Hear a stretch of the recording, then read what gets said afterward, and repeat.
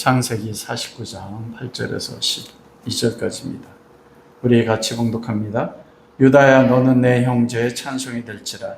내 손이 내 원수의 목을 잡을 것이요 내 아버지 아들들이 내 앞에 절하리로다. 유다는 사자새끼로다. 내 아들아, 너는 움킨 것을 찢고 올라갔도다. 그가 엎드리고 웅크림이 수사자 같고 암사자 같으니 누가 그를 범할 수 있으랴. 규가 유다를 떠나지 아니하며 통치자의 지팡이가 그 발 사이에서 떠나지 아니하시기를 실로가 오시기까지 이르리니 그에게 모든 백성이 복종하리로다. 그의 나귀를 포도나무에 매며 그의 암나귀 새끼를 아름다운 포도나무에 맬 것이며 또 그 옷을 포도주에 빨며 그의 복장을 포도즙에 빨리로다. 그의 눈은 포도주로 인하여 붉겠고 그의 이는 우유로 말미암아 이리로다. 아멘. 오늘은 유다의 축복이란 말씀을 가지고 함께 은혜를 나누고 싶습니다. 여러분, 우리가 지난 시간엔 야곱의 세 아들, 첫째 루벤과 그리고 둘째 시몬과 셋째 레위에 대해서 우리가 말씀을 나눴습니다. 그런데 우리가 아는 것처럼 루벤과 시몬과 레위에 대해서 야곱이 장차 될 일에 대해서 말씀하셨을 때 여러분, 그것은 축복이 아니고 저주의 모습과 같다고 말씀했어요. 그런데 창세기 49장 28절 말씀에 뭐라 말씀하시냐면 하나님 야곱이 그 12아들에게 각 사람의 분량대로 축복했다. 그게 축복이라는 거예요.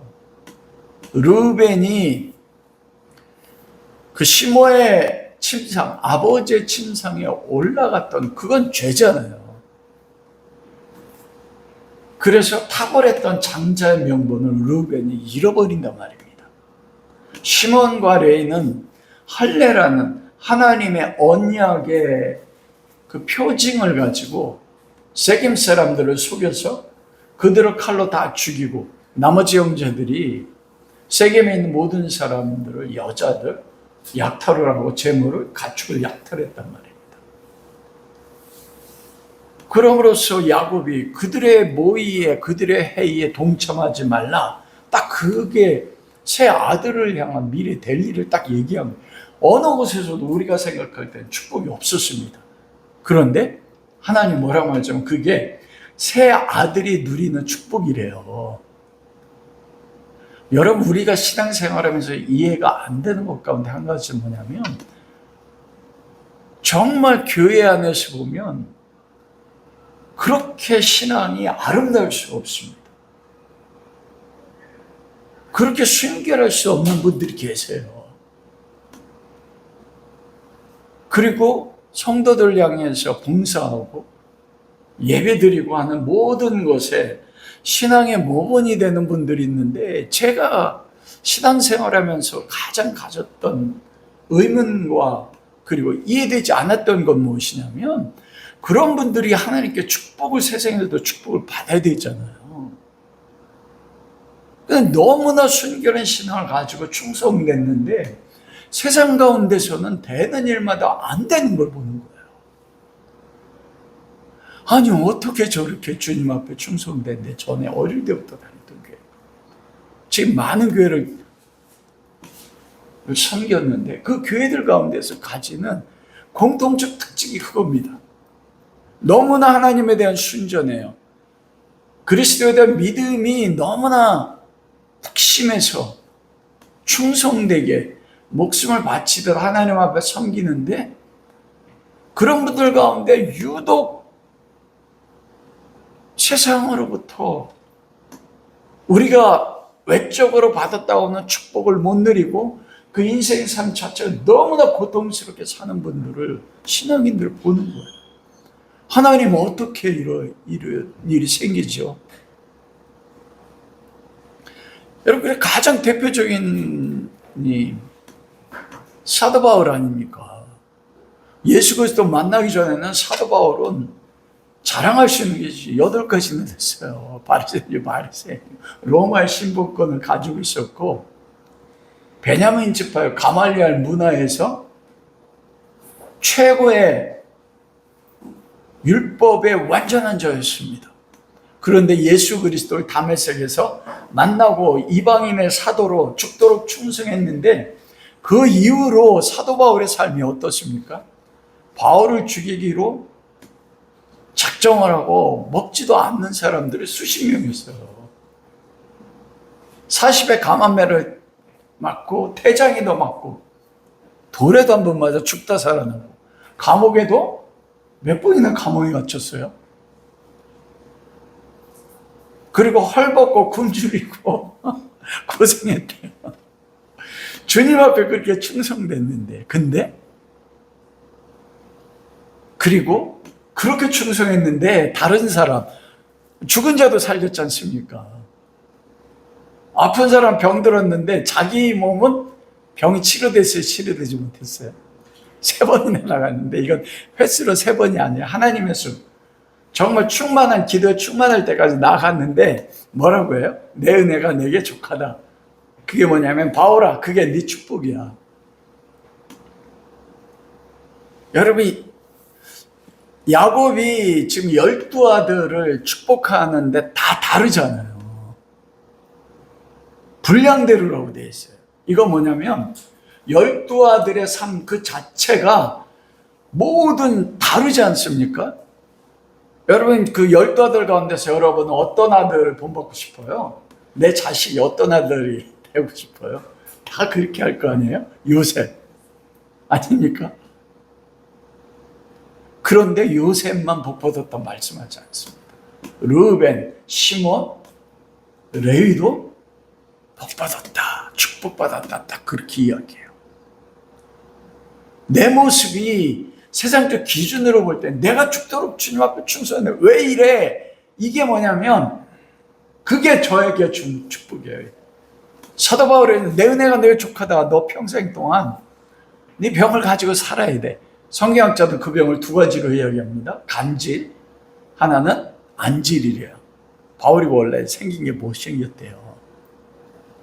그리고 눈도 통방울만한 눈이고 특히 다메섹에서 예수님 만나서 죽을 때까지 안질을 겪었다고 하더라고요. 그리고 또 간질이라고 이야기해요. 여러분, 그 로마의 최초의 황제라고 할 수 있는 시저 카이사르도 간질을 앓았어요. 이 전쟁하다가 간질하면 몸 비틀지 않습니까? 근데 간질은 신이 준 병, 신과 교통하는 사람이 누리는 병이라는 의식이 고대세계에 있었어요.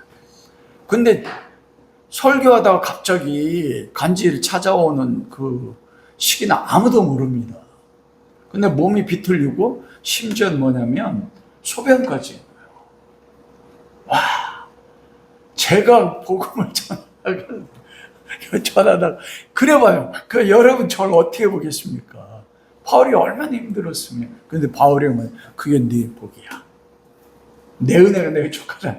그래서 힘들어요. 하나님의 제 복이 이게 제가 살은 삶의 결과지만 근데 이게 하나님이 주신 복이래. 분량. 르우벤, 시므, 레위. 그래서 그들이 복이 무엇입니까? 불강력적 은혜로 인하여 전적으로 타락한 존재잖아요. 근데 그들이 나중에 어떻게 됩니까? 르우벤도요, 한 지파가 돼요. 요 12지파는 하나님 나라입니다. 만일 르우벤이나 시몬이나 레위가 없다면 하나님 나라가 안 세워진다는 거예요. 우리가 신앙생활을 착각하는데 하나님 나라는 신앙생활에 온전한 사람들로만 이루어진다, 딱 이렇게 이야기해요. 그렇지 않습니다. 하나님 나라에는 요새까지 탁월한, 세상적으로 탁월한 성도가 있는 반면에 르우벤처럼 아비의 침상에 오르는, 어떻게 저런 사람이 하나님의 백성이 돼? 근데 그도 하나님 나라가 되는 거예요. 근데 우리 교회에서 안 그러잖아요. 나보다 부족하면 우리가 가진 율법의 잣대를 가지고 어떻게 목사님 저래? 어떻게 장로님 저래? 어떻게 예수 믿는데 저래? 그런데 그들이 없으면요, 하나님 나라가 이루어지지 않는다는 겁니다.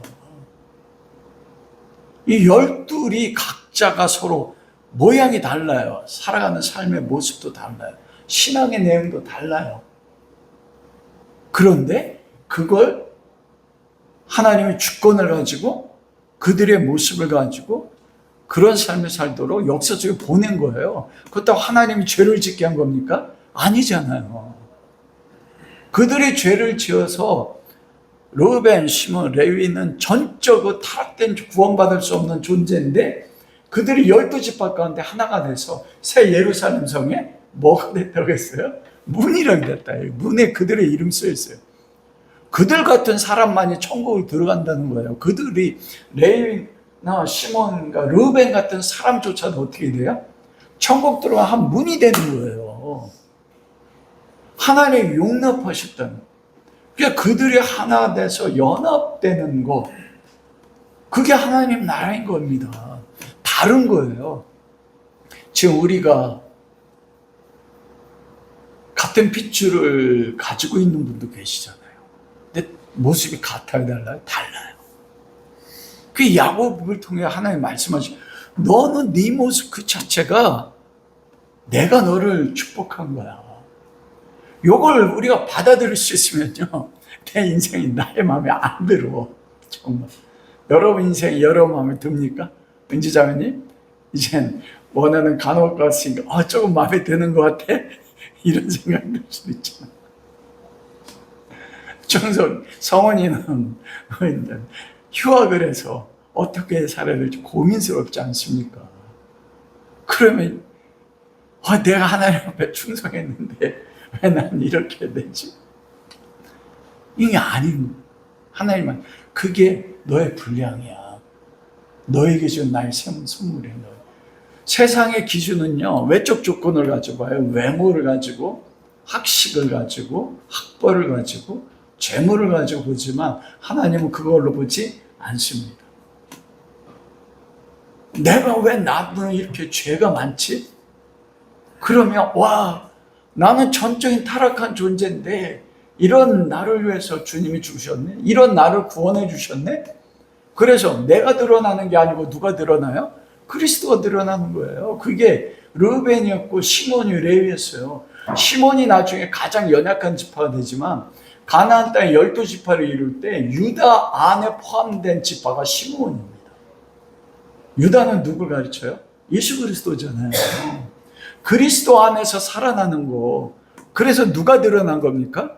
유다 지파. 그리스도가 드러난 거예요. 그래서 사도 바울이 죄가 더한 곳에 뭐가 더했대요? 은혜가 더한 거예요. 여기 우리 앞에 있는 은혜죠. 은혜가 더한 거예요. 내가 죄를 많이 지으니 너무 고통스러운데 이 죄를 덮는 그리스도의 은혜가, 그래서 나는 전적 타락한 존재인데 나를 통해서 그리스도가 나타남으로써 뭐 하는 겁니까? 그리스도가 드러나서 하나님이 영광 받는 거예요. 이 세상에서 잘 되는 것도 세상적 복이지만 가장 큰 건 뭡니까? 나를 통해서 하나님이 영광 받는 거예요. 예수님이 아버지가 나에게 하라고 하시는 일을 이루어 아버지를 이 세상에서 영화롭게 했으니. 그래서요, 르벤이, 시몬이, 레이가 그 넘어지는 것 통해 가지고 그리스도를 드러냄으로써 그들은 하나님 아버지가 이 땅에 보내신 일을 뭐 한 거예요? 이룬 거예요.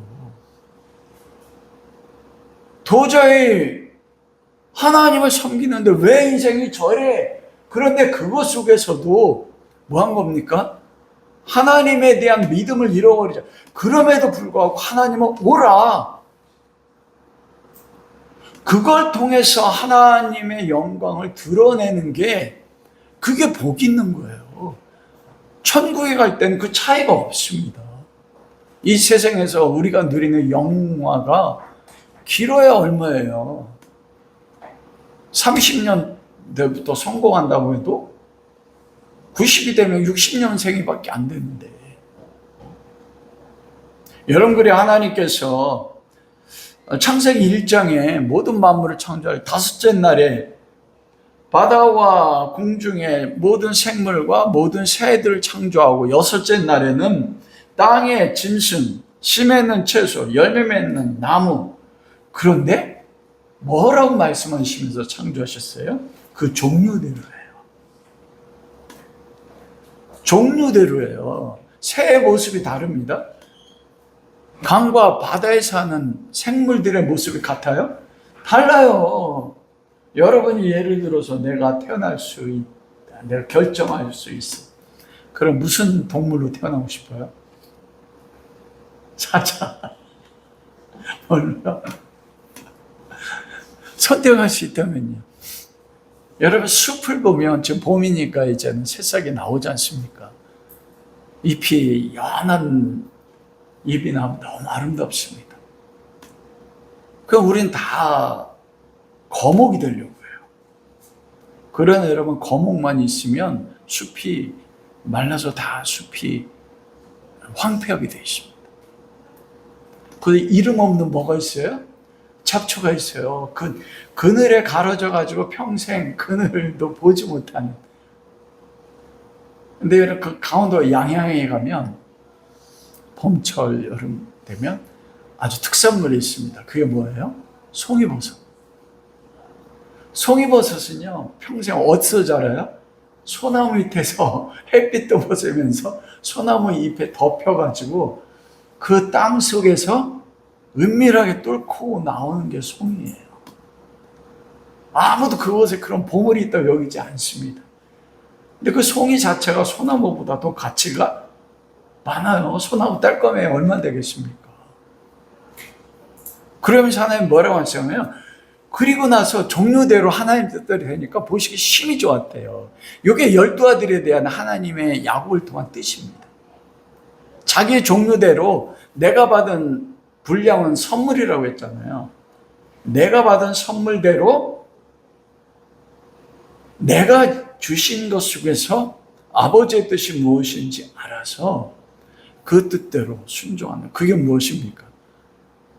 마음을 다하고 뜻을 다하고 힘을 다하여 주 여호와 너의 하나님 사랑하고 아버지 하나님 예수 그리스도 성령이 사랑하고, 그리고 내가 가난해도 하나님이 나를 보는 것처럼 나를 봐서 주눅들지 않는 거예요. 세상적 기준으로 나를 보는 게 아니고 장차 내가 변화돼 하나님의 아들의 나의 그 신성의 영광으로 변화될 그때 하나님 나를 보는 걸로 나를 인정해 주는. 그럴 때 여러분 다른 사람 인정할 수 있어요. 다른 사람이 세상적 아무리 높아도 그게 나에게 문제가 안 돼요. 세상이 아무리 높아도 그리스도 안에 있지 않으면 그들은 뭐합니까? 썩어져가는 존재. 그들의 마지막 어디입니까? 영원히 불타는 둘째 불못으로 들어간단 말입니다. 그러나 내 모습이 아무리 연약해도 존귀한 하나님의 아들의 형상, 영적인 있잖아. 하나님보다 우편이에요. 그렇게 나를 사랑하게 되면 에고가 아니고 하나님으로 나를 인정하고 바라보게 될 때 다른 사람은 어떻게 돼요? 동일한 시각으로 바라보고 사랑할 수가 있어요. 한 영혼이 존귀한 것을. 그래서 12이 하나가 되는 거예요. 하나님 나라. 그때 뭐라고 하냐면 보시기 심히 좋았다. 한국 사람들이 특히 불행을 느끼는 조건이 뭐냐면 상대의 비교입니다. 상대적 결핍이에요.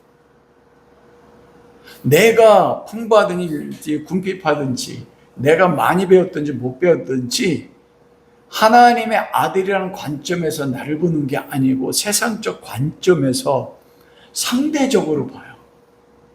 집이 없을 때는 18평 집만 봐도 너무 행복했는데 18평 살다 보니까 옆에 아파트 단지가 다 30평이 넘어 40평이 넘어. 그러자 갑자기 불행해져. 왜 우리 18평이야? 많은 그리스도인들이 그런 궁핍을 누린 것입니다.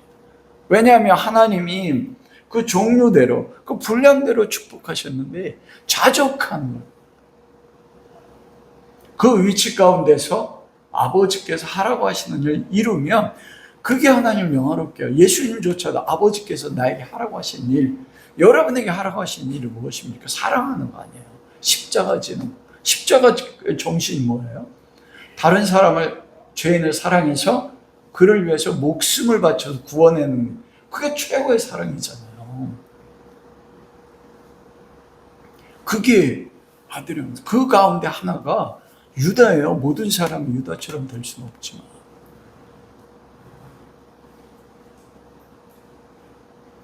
유다는 여기 오늘 본문에 보면 이때 야곱의 축복할 때 유다의 모습이, 이런 모습이 있습니까? 없습니까? 하나도 없습니다. 유다야 너는 찬송이 될지라 내 형제. 여러분 실제적으로 12형제에 찬송한다는 말은 야다라는 뜻인데, 손을 들고 박수치는 거예요. 손을 들고 높이는 거. 12아들 가운데서 나머지 11형제를 통해서 찬송이 되는 존재는 누굽니까? 누구예요? 요셉이에요. 그러잖아요.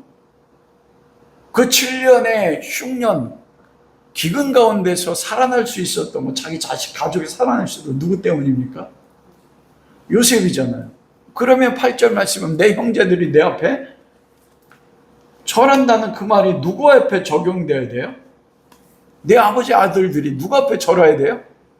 요셉이잖아요. 실제적으로 애굽의 총리로 했을 때, 곡식사를 갔을 때 베냐민 빼놓고 10명 형들이 누구 앞에 절했어요? 요셉 앞에 절했잖아요. 근데 유다에게 얘기한단 말이에요. 그럼 이건 유다에 대한 얘기가 아니라 누구에 대한 얘기입니까? 예수 그리스도. 예수 그리스도. 그리고 예수 그리스도에 대한 말씀일 뿐만 아니고 우리가 그리스도인 아닙니까? 그리스도인이 무슨 뜻이에요? 작은 그리스도라는 뜻이에요. 그리스도를 닮은 사람. 그래서 유다에게 하신 축복은 누구냐면 12아들에 대한 하신 모든 축복은 교회에게 하신 축복이 우리에게 한 축복이에요. 이 12아들의 모습이 우리 안에 다 있다니까요. 그 중에선 내가 부름받은 나의 가정 안에서, 내가 다니는 대학 안에서, 내가 다니는 직장 안에서 그곳에서 마음에 안 들어도 하나님이 주신 분량이라는 거. 우리 안에 나타날 축복된 모습 가운데 한 가지가 유다의 모습입니다. 첫 번째가 뭐냐면, 유다야 너는 뭐라고 말해요? 유다는 첫 번째가 뭐냐면 찬송이 될지라. 그래서 유다에 대한 축복은 이중계시입니다. 그리스도에 대한 이중계시일 뿐만 아니라 예수 그리스도의 형상으로 변화된 성도들을 향한 계시예요. 그러니까 유다의 이 모습은 장차 오실 예수님의 모습일 뿐만 아니고 그리스도 안에 성도들이 뭐 할 거예요? 변화될 그 모습이에요. 다른 말로 이야기하면 하나님이 만들어 나가신다는 것입니다. 그러니까 유다야 너는 찬송이 될지라. 이것은 첫 번째 예수 그리스도의 것입니다. 여러분, 하나님 나라에 우리는 하나님의 아들들인데 하나님 나라의 장자가 누구예요? 예수 그리스도가 맏아들이고 우리는 그리스도 안에서 형제란 말입니다. 그래서 내 형제들이, 아비 아들들이 너에게 절하리로다. 그래서 두 손 든단 말이에요. 찬양이 뭐예요? 그리스도가 메시아입니다. 우리가 지금 주일날 나와서 뭐합니까? 찬양하잖아요. 감동이 오면 뭐예요? 두 손 들고 찬양하지 않습니까? 내 아들들이, 하나님의 자녀들이 찬송을 하는 것입니다. 그리고 또 하나는 뭐냐면 삶으로 드리는 찬양이에요. 예수 그리스도가 아버지가 하신 일로 하나님을 영화롭게 한 것처럼 우리의 모습도 똑같은, 우리의 이름이 뭐냐면 찬송이에요. 은지자매님 이름이 찬송이에요. 아멘 해도 돼요. 우리가, 왜냐하면 우리 사람의 본분이 뭐라고 했어요? 하나님을 영화롭게 하고 그분을 찬양하는 삶이죠. 유다야 너 찬송이야. 그러면 하나님 예수 그리스도 자체의 찬송이, 찬양 받으시. 그리고 여러분, 우리가 하나님을 찬양할 존재잖아요. 우리 평생의 삶. 근데 여러분, 천사는 하나님이 왜 보내셨다고 그래요? 성도들을 섬기에 부리는 종이에요. 그럼 나중에 우리가 하나님 앞에 가서 신성의 영광으로 변화되면 우리가 하나님 아버지 예수 그리스도를 찬양하지만 하나님보다 좋은 못하게 해준 모든 영적 존재, 천사들 존재보다도 더 존귀하게 창조된 게 누굽니까? 우리입니다. 다른 말로 이야기하면 로마서에서도 피조물들이 하나님의 아들들이 나타날 걸 고대한단 말이야. 그때 피조물이 회복되면 그들이 하나님 앞에 찬송과 영광 돌릴 뿐만 아니라 그 만물들이 누구에게도 찬송 돌려요? 하나님의 백성들에게도요. 그렇게 존귀한 존재 참. 그래서 다윗의 시편 8편은 그러잖아요. 여호와 우리 주여 주의 이름이 어찌 그리 온데 아름답소. 자기 존재가 뭔지를 아는 거예요. 하나님보다 좀 못하게 해줘. 예전에는 그걸 못 믿어가지고 천사보다 좀 못하게 해줘. 천사보다 낮은 존재로 인간 생각했어요. 아니요. 하나님 다음의 존재가 그리스도 안에서, 그리스도 안에 있어 그리스도 같은 신성과 동격이지 않습니까? 그리스도의 신부니까, 부부의 하나니까. 영화 존귀로 관을 씌웠다. 모든 만물이 하나님을 찬양할 뿐만 아니라 하나님의 자녀들을 우러러본다니까요. 그래서 우리에게 넌 찬송으로 살아야 돼. 뭐냐면 사람들이 교회를 보고 사도행전 2장에 보고 예루살렘 교회를 보고 뭐라고 해요? 두려워했대잖아요. 이게 참. 그런데 내 형제들이 굴복했던 그 이유가 뭔지 아십니까? 절했던 이유? 유다가 어떻게 했습니까? 베냐민을 데리고 와야지 양식 준다고 할 때 야곱이 내가 요셉도 잃어버리면 베냐민 어떻게 잃어버릴까? 안 가면 모든 가족이 죽어요. 그때 유다가 뭘 했습니까? 아버지, 내 자식과 나를 베냐민 대신 담보로 주겠어. 데려오지 않으면 내가 죽겠어. 가족 전체를 위해서 자기가 뭐 된 거예요? 희생 제물이 된 거예요. 그리고 요셉에게 갔어도 그러잖아요. 내가 대신 담보 제물로 이곳에 남겠습니다. 우리 형제들 올려보내십시오. 베냐민 올라가지 않으면 우리 아비가 슬피 울며. 그걸로 인해서 뭐 했습니까? 찬송이 된 거예요, 유다가. 예수님이잖아요. 예수님 십자가 죽으셔서 우리를 살려서 어떻게 됐어요? 찬송이 된 거예요. 우리가 찬송될 수 있는 유일한 조건이 뭡니까? 나를 죽여서 다른 사람을 살리는 거예요. 내가 담보가 되는 거예요.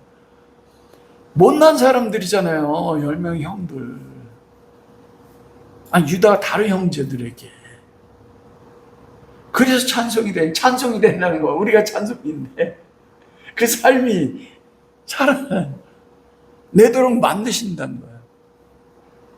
예수 그리스도의 형상을 두 가지로 표현하잖아요. 어린 양과 뭐라고 해요? 사자. 어린 양은 뭡니까? 보라, 세상 죄를 지고 간 하나님의 어린 양, 세상 죄를 지고 6월절 어린 양으로 주어지는 것.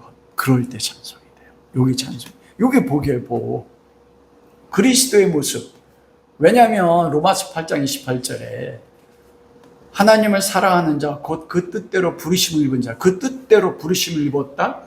하나님의 뜻대로 그 모양대로 부르심 입은 사람, 그 가난한 자든 부자든 못 배운 자든 아니면 많이 배운 사람이든지 그 있는 위치 가운데서 부르심 받은 자들이 해야 될 사명이 뭐냐면 그들이 처한 모든 것들이 합력하여 뭐를 이룬다고 했어요? 선유. 고통의 환경. 르벤은 아버지의 침상에 놀랐는데 그걸 하나님이 사용하셔서 어떻게 됐어요? 르벤이라는 하나님 한 지파를 만든 거예요. 합력과 선이 뭡니까? 그 다음 29절에 보면 그리스도의 장성한 분량, 그리스도의 형상을 본받게 하는 거예요. 하나님의 아들의 형상. 즉 뭐냐면 부르심받은 환경이 내 마음에 안 들어도 외적 조건으로 보면 세상 기준으로는 축복받지 못하는 것 같은데 그런 것들 가운데서도 성령 안에 합력해서 내 삶에 뭐가 나타나는 거야? 그리스도의 형상. 우리 에베소서 4장 11절에도 그래요. 5가지 직분을 준 게 온전하여 그리스도의 장성 분량에 이르게 하려 합니다. 내가 있는 위치 가운데서요, 사람들이 보는 게 아니고 하나님의 어린 양의 형상이에요. 다른 사람을 살리기 위해서 죽어지는 것. 그리고 두 번째 유다가 뭐냐? 유다는 사자 새끼로다. 그러면서 사자를 비유하는데 움킨 것을 짓는 수사자요, 암사자라고 되어 있지 않습니까?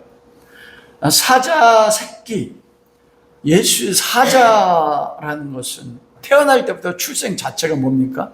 사자로 태어난 거예요. 이건 그리스도에 대한 말씀입니다. 사자는 뭐라고 표현해요? 백수의 왕이잖아요. 예수 그리스도가 왕 중에 왕입니다. 통치자로 오셨습니다. 그러니까 수사자와 암사자가 어린 사자 새끼. 왜 사자 새끼라고 했을까요? 유다야, 너는 예수님이 이 땅에 오실 때 사자신데 하나님이시잖아요. 만물의 왕이시잖아요. 근데 올 때 어떻게 오셨어요? 말구유까지 오셨어요. 힘없는 세제, 새끼 사자. 새끼 사자가 힘이 없을 때는 여러분 라이언킹 보셨습니까? 심바가 나중에 어떻게 돼요? 아버지가 죽자 하이에나, 그 삼촌 스카이에서 하이에나들에 의해서 꼼짝 못하잖아요. 죽을까봐 도망가지 않습니까? 사자인 그리스도가 영광의 모자를 버리고 이 땅에 사자 새끼로 온 거예요. 연약하게. 그러나 나중에는 수사자가, 백수의 왕, 암사자 같다. 여러분 그 동물의 왕국 내셔널 지오그래피 보면 사바나 공원에 사자들이 많습니다. 사자 무리들이 있어요. 그러면 수사자는 몇 마리예요? 한 마리. 나눠야 형제로 해서 2마리. 암사자가 10마리, 20마리. 이건 뭐냐면 수사자 왕 대신 예수 그리스도와 신부된 그리스도가 하나다. 왜냐하면 우리도 뭐라고 했어요? 왕 같은 제사장이다. 우리의 통치권이 있어요, 여러분. 우리가 왕 같다니까요. 시교의 아들들이 바울이 귀신 들린 사람 쫓아내자 그들도 쫓아내려고 했어요. 그러자 귀신이 이겨서 귀신이 뭐라고 했어요? 예수도 내가 알고 바울도 알고. 예수도 알고 바울도 알고. 그래서 우리는 예수와 바울에게 굴복하는데 너는 누구냐? 그게 왕이에요. 우리가 그리스도가 왕이에요. 예수 그리스도의 이름이요. 하나님 그렇게 만든다니까요. 근데 여러분 세상 살 땐 난 사자, 암사자야. 여러분 실제적으로 사냥은 누가 다 합니까? 암사자가 연합해서 다 하나님 나라는 이루는 거. 그렇다고 주님이 일 안 하는 게 아니에요? 주님 우리 안에서 일을 한단 말입니다. 놀랍잖아요. 사자 새끼, 수사자, 움킨 것을. 그리고 안전하게 그 수사자는 범할 수 없다. 그 누가 그를 범하리야? 이게 뭐냐면 라이언킹 보면 그 아버지가 라이언킹에 보면 큰 이렇게 바위가 있지 않습니까? 심바가 태어날 때 원숭이가 딱 들잖아요. 그때 그 옆에 아버지가 수사자가 딱 서면서 그 밑에 뭐예요? 모든 동물 다스리는 거예요. 범아리아가 이게 뭐냐면 원어로 보면 당당하게 서다 이거예요. 그 꼭대기에 딱 올라가서 밑에 코끼리라든지 모든 밀림의 지식인 앞에서 백수의 왕으로 딱 서는 거예요. 누가 범아리아? 그게 누구라고요? 저와 여러분이라니까요. 예수 그리스도 안에서. 근데 안 믿어. 왜냐하면 세상적 기준으로 그걸 보니까 지금 내 삶이 완전히 그냥 세상 기준으로 밑바닥 가운데 있는 것 같으니까 너무나 부족해 보이니까 하나님이요 야곱을 통해서 축복을 만들고 계시겠다 그렇게. 그러니까 왕 같은 제사장이라고 하지 않습니까? 누가 범하랴? 여러분 한번 흉내 내서 딱 치고 딱 쳐요. 은지사매님 지방에 내려갈 때 혼자 가잖아요. 혼자 안 가요. 난 사자요. 내 앞에 왕 대신 수사자 예수 그리스도가 있어. 그 옆에서 딱 어떻게 해요? 나중에 신바가 암사자하고 결혼해가지고 그 끝에 어떻게 된 거야? 둘이 딱 쓰지 않습니까? 그 높은 데 왕의 보좌에. 그게 바위가 왕의 보좌잖아요. 둘이 딱 서가지고 어떻게 해요? 밑에 있는 모든 짐승들 대관식 아니에요. 그게 우리가 세상을 보는 우리의 위치라니요. 그렇게 사십시오. 그래서 의인은 믿음으로 사는 거예요. 내 지금 처해진 환경으로 사는 게 아니에요. 이게 우리의 세상적 조건으로 실패했다? 아닌 겁니다, 여러분. 아무도 범할 수가 없어요. 세 번째가 규와 막대기잖아요. 규, 막대기. 통치자의 지팡이. 이게 뭐냐, 왕이 가진 두 가지 무기입니다. 여러분 그 파라오의 그림 보면, 파라오가 영화에도 보고 그림에도 보면 딱 이렇게 하잖아요. 그림 보셨어요? 딱 이렇게 한단 말이에요. 그러니까 양손에 가지고 있는 게 있어요. 한 가지는 이렇게 지팡이, 그리고 한 가지는 막대기에 술이 달려져 있는, 그게 지팡이와 막대기예요. 고대 세계 때도 이게 지팡이와 막대기가 가지고 있었다니까요. 바로가 명령할 때 그 지팡이가 가져갑니다.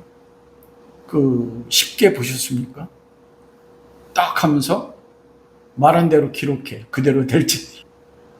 이런 목자에게 막대기와 지팡이가 있습니다. 시편 23편의 4절을 보면 내가 사망의 엄청한 걸려 두려워하지 않을 것은 주의 지팡이와 막대기가 나를 안위하신다. 지팡이는 뭐냐면 내가 양 새끼가 골짜기 같은데 깊은 구렁에 빠지면요, 이 지팡이를 가지고 절벽 같은 데 딱 걸친 다음에 내려가서 뭐예요? 양 끌어내는 게 이 지팡이. 막대기는 뭐예요? 흉악한 사자가 올 때 뭘 가지고 싸워요? 이 막대기에 권세 가지고 싸워요. 이 지팡이는 뭐냐면 살리는 겁니다. 그래서 왕으로서 통치하는 것은 이 지팡이예요. 살아갈 수 있게 하는 거. 그러면 왕이 통치하는데 바로가 지팡이를 가지고 내가 말한 대로 기록해. 그대로 될지니라. 그게 뭐예요? 말씀이에요. 왕에게 준 두 가지가 뭐냐? 말씀의 지팡이가 있습니다. 그걸로 왕이 통치하는, 우리가 세상 사는 데 있어도 무엇으로 삽니까? 말씀으로 사는 거예요. 지팡이는 뭐예요? 늑대가 올 때, 목동이 늑대나 이리가 올 때 물리치는 게 뭐예요? 막대기입니다. 그게 귀예요. 권세. 에스더가 죽으면 죽으리라고 3일 금식하고 왕 앞에 갔었을 때 왕의 규의 홀이 내밀어서 그것에 입맞추지 않으면 어떻게 돼요? 죽는다. 그게 권세란 말이에요. 권세. 악한 마귀에 대한, 그리고 세상의 가치관, 세상의 세계관에 대해서 우리가 싸울 수 있는 하나님이 주신 규, 그게 뭡니까? 예수 그리스도의 이름입니다. 아멘. 그리스도의 이름을 가지고 싸우는 거예요. 그래서 사도 바울이 에베소 3장에 내가 자랑할 게 8가지가 있어요. 세상에 모든 사람이 추구하는 거. 그런데 내 주 예수 그리스도 안에 지식의 고상함을 인하여 그 모든 것이 무엇으로 여겨졌어요? 배설물로 여겼단 말이에요. 그리스도의 규를 가지고 있었을 때 세상의 모든 영광들이 올 때 그리스도의 지팡이로 인하여 그 모든 것들이 뭘로 바뀌어지는 거예요? 배설물. 그래, 그게 있어도 없어도 그것으로 만족하지 않고 무엇으로 만족합니까? 그리스도로 만족하는 거예요. 사도 바울이 그게 유다에게 한 거 똑같이 하는 것입니다. 근데 언제까지요? 실로 시기까지. 오늘은 요 부분까지만 할게요. 실로. 실로에 대해서 여러 가지 해석이 있는데, 실로가 어디냐면은 가나안 땅을 정복하고 나서 여호수아가 모세의 성막, 법궤를 모신 곳이 어딘 줄 아십니까? 최초로 실로입니다. 실로에 처음으로 모셨어요. 근데 그 실로가 엘리 대제사장 때 실로가 파괴가 됩니다. 그래서 옮겨가요. 그래서 솔로몬이 제사를 실로에서 드리지 않고 1,000번째 드렸던 그 옮겨가게 돼. 옮겨가게 됩니다. 실로는 뭐냐면 여호와의 성막이 있는 곳, 여호와의 법궤가 있는 곳. 그러면 그곳은 뭡니까? 하나님의 성전이잖아요. 성전, 법궤가 있는 곳, 하나님 임재가 있는 곳. 그것이 뭐예요? 하나님 나라, 천국이지 않습니까? 맞아요? 틀려요? 맞죠? 예수님이 최초로 선포한 말씀을 회개하라, 천국이 가까웠다. 그 천국이 누구예요? 예수께서 천국이 가까웠어. 어떻게 가까웠어요? 너 앞에 천국이 있었나? 천국이 침노한다는 것은 성령 안에서 그리스도가 역사 속에 들어온 거예요. 우리 죄인들을 구원하기 위해서. 예수 그리스도가 하나님 나라입니다. 맞아요? 틀려요? 맞잖아요. 그러면 실로가 오신다는 건 뭐예요? 실로는 성막이 있는 것입니다. 장차 성막이 세워지고 야곱이 성령을 통해서 계시를 본 겁니다. 실로는 그리스도일 뿐만 아니고 보십시오.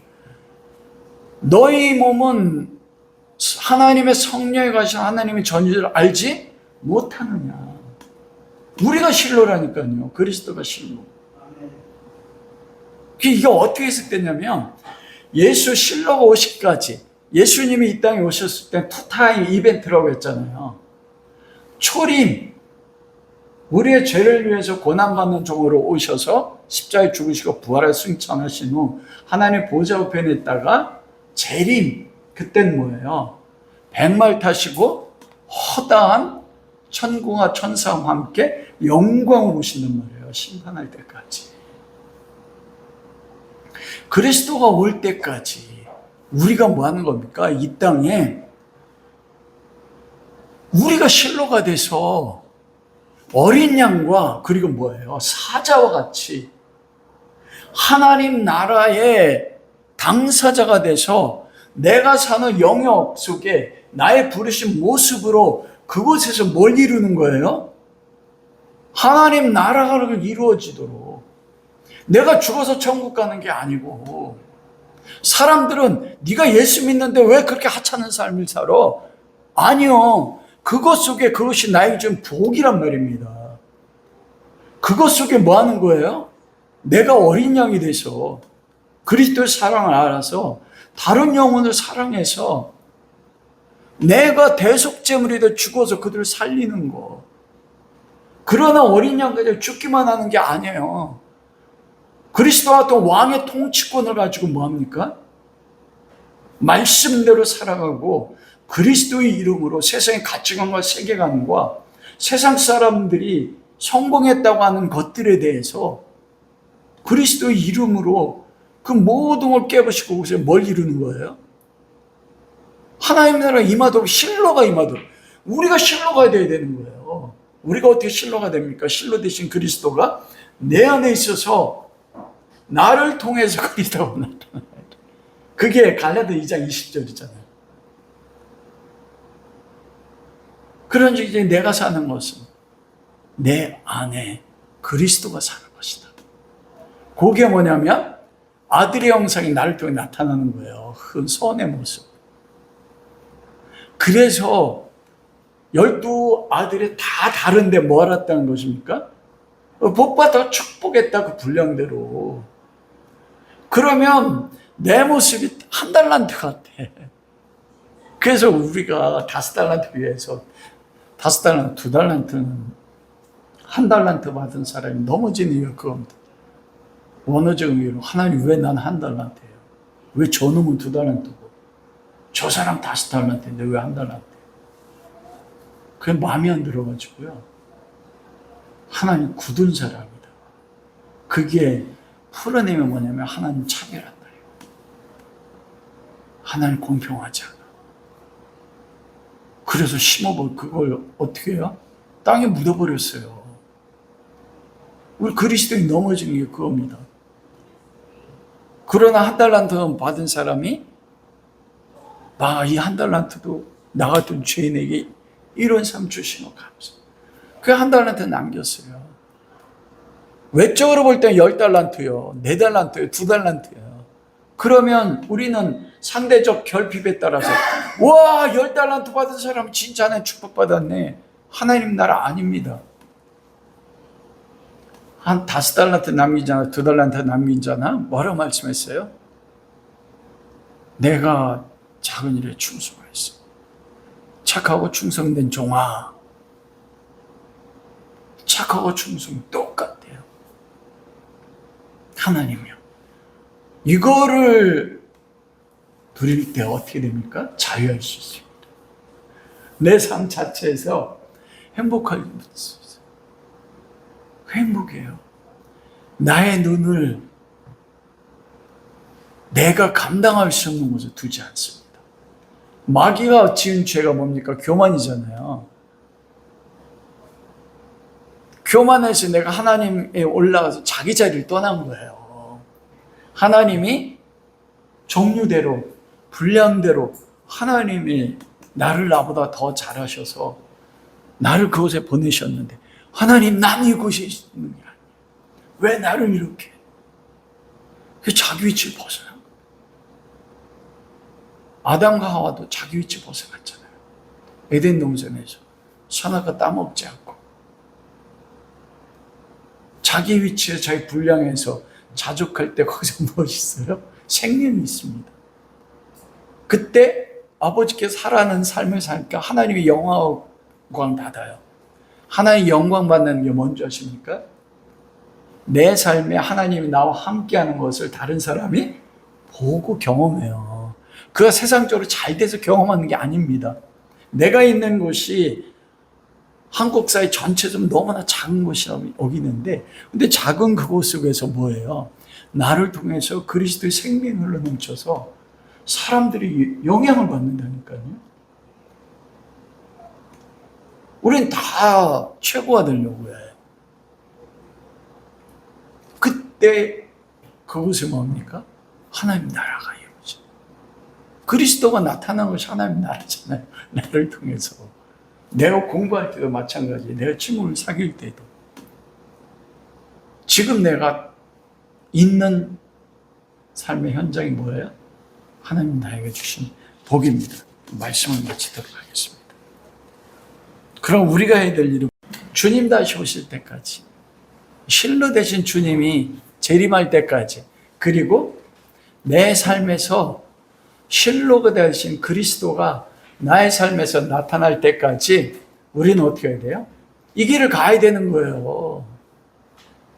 나에게 주신 뭐예요? 지금 있는 삶의 위치 가운데서 학생이면 열심히 공부하고, 부르신 곳에서 교회에서 충성되게 하고, 직장이면 직장 같은 데서 뭐합니까? 누구보다도 열심히 살아야 돼요. 그 다니엘이, 다른 2명의 총리가 다니엘을 흠을 찾으려고 했는데 찾을 수가 있었어요, 없었어요? 찾을 수가 없었습니다. 은혜 받은 존재라 내가 무슨 죄일지도 하나님 용서해 줄까 덜렁덜렁 사는 건 안 돼. 이건 저도 안 돼, 진짜. 실로 주님이 다시 오실 때까지 나의 삶에서 실로 되신 그리스도가 나타날 때까지 어떻게 해야 됩니까? 우리는 이 길을 가야 돼요. 다른 곳에서 눈을 돌리지 마십시오. 지금 있는 위치 가운데서, 그게 르벤과 시몬과 레이가 됩니다. 레이가 나중에 누가 됩니까? 대제사장. 레이 가운데 나와요. 하나님 그렇게 만드세요. 지금 있는 여러분의 자리가 하나님이 우리에게 최고의 축복의 자리입니다. 여러분이 만난 사람들이 뭐예요? 내가 죽어서 살아내야 돼. 그때 그들이 우리 앞에 꿇어 엎드리는 겁니다. 너무 멋있는 복된 인생을 하나님 우리 가운데 주셨어요. 여러분의 영의 눈이 열려지고 마음의 눈이 열려져서 내 모습을 다른 성도들이나 세상 사람들과 상대적으로 비교해서 그건 세상적 결핍에 빠지는 게 아니라 있는 곳에서 그리스도를 만나고 그리스도를 누리는 그 생명을 누리는 주님 다시 올 때까지, 주님 영상이 이룰 때까지 그 길을 갈 수 있는 우리 모든 성도 될 수 있기를 주님의 이름으로 축원합니다. 아멘. 찬양하겠습니다.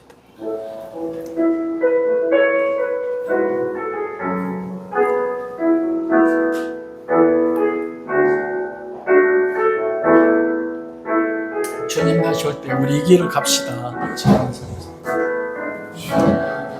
주님 다시 오실 때까지 나는 이를 가리라.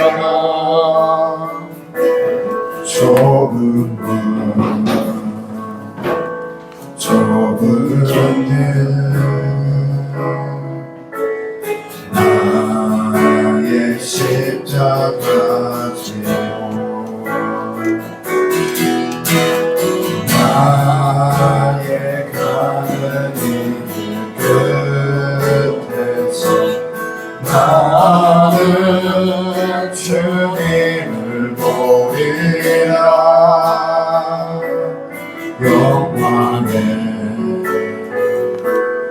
내 주님 나를 맞아주시네. 주님 다시 오실 때까지 나는 일어나 달려가리라. 주의 영광은 땅 덮으네. 나는 일어나 노래하리. 내 사모하는 주님 온 세상 구주시라. 내 사모하는 주님 영광의 왕이시라. 오늘 주신 말씀을 가지고 기도하고 싶습니다. 먼저 하나님, 지금의 나의 삶이 하나님의 나의 분량대로, 종류대로 나에게 주신 최고의 복인 것을 믿음으로 받아들일 수 있게 해주십시오.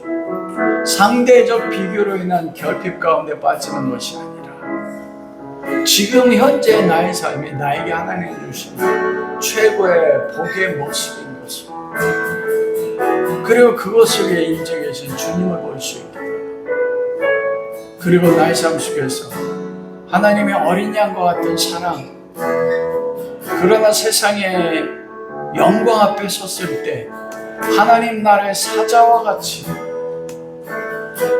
통치자와 같이 세상 앞에 설 수 있는, 그리고